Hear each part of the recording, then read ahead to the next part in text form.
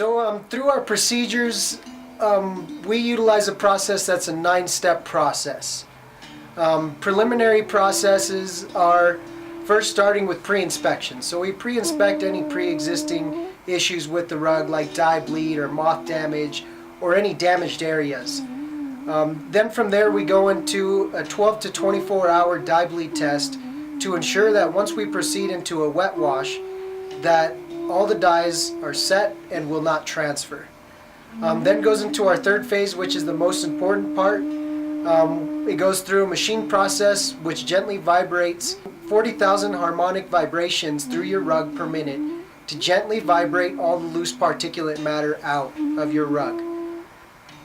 Then it will proceed into a wet wash. So through the wet wash we'll get out the rest of, from 5 to 2% of whatever is pre-existing in there as far as dirt and grime. All of our washes are done on bays. They're not done on a conventional submersive wash, which submersive washes are very common for cross-contamination because you're using dirty water from other people's dirty rugs. So all of our wash is done on a bay, flat, where we run excess water through it at the end to ensure that water is filtering through clean. That's when we know that the rug is clean. Then goes into a whole detailed procedure as far as drying. So a good majority of our rugs are hung up to dry unless they have potential of dye bleed or pre-existing dye bleed. We'll dry them flat because you don't want wet water to run into other colors and transfer dyes into other colored areas. Then we get into a fine-tuning phase. So our fine-tuning phase, what we would do is, if there's any loose knots or little spots that we need to touch up or repairs, then we'd follow through at that point when your rug is 100% dry. So we'll do all the fine-tuning, manicuring, and getting it ready so that when it gets home, it looks beautiful once again. After we would do our repairs or any fine-tuning of the rug, we would proceed with an essential oil treatment, which is an additional service, or a guarantee protective finish. What the guarantee protective finish does is it gives you a guarantee of up to 1 year to have your rug serviced at no extra charge. So if you had someone over for the holidays and they spilt a glass of wine on there, hey, guess what? You can phone me up, let me know what the issues were, what was spilt on the rug. If I could clean it in-house, I'll clean it in-house. If I have to bring it back to our facility here at the Oriental Rug Spa, I will bring it here at no charge for the pickup and delivery and no charge for the servicing. And that is also part of that guarantee protective finish. So it's a little bit extra on the service end of it, but in the long run, it's kind of like buying insurance. It's kind of there in case you need it.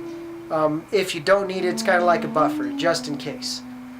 So that's what we go through in our procedures, and like I was mentioning, the most important part is getting the dirt out. We live in the desert, so by nature there's a lot of particulate matter, and if we identify this particulate matter underneath a magnifying glass or a microscope, we can identify that it's very abrasive.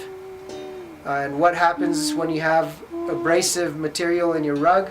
Well, you deteriorate the life of it because you're walking on your rugs. There's abrasive material in it, so what you're doing is kind of creating a sandpaper type effect when you're walking on top of your beautiful wool rug.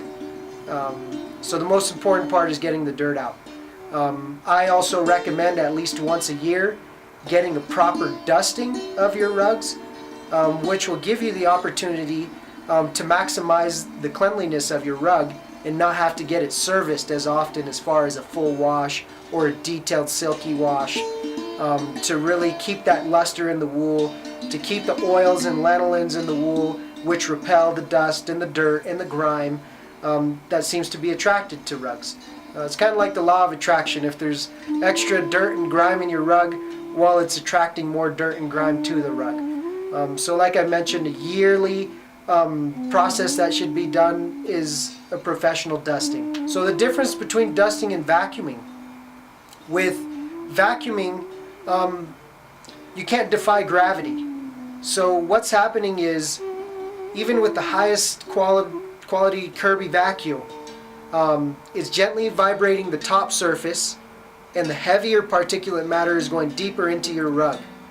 It's picking up the fine stuff, and at the surface it looks clean, but the heavier sediment is getting deeper down into the rug because gravity naturally is gently vibrating that stuff down into the nap if you have a pile rug. But if you have a flatly woven rug, for the most part it'll stay on the surface.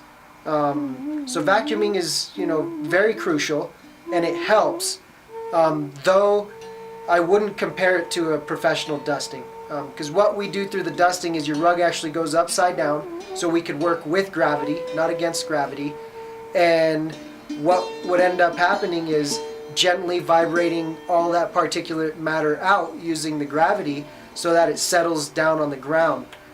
So there's a whole section of grids that would put your rug upside down and gently vibrate it so that those grids will hold the dirt and the dirt's not sitting and contacting your rug.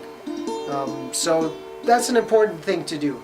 I would say almost equally as important as washing your rug is getting the dirt out, the dry dirt. Because we're here in the desert, it's got to be shaken out.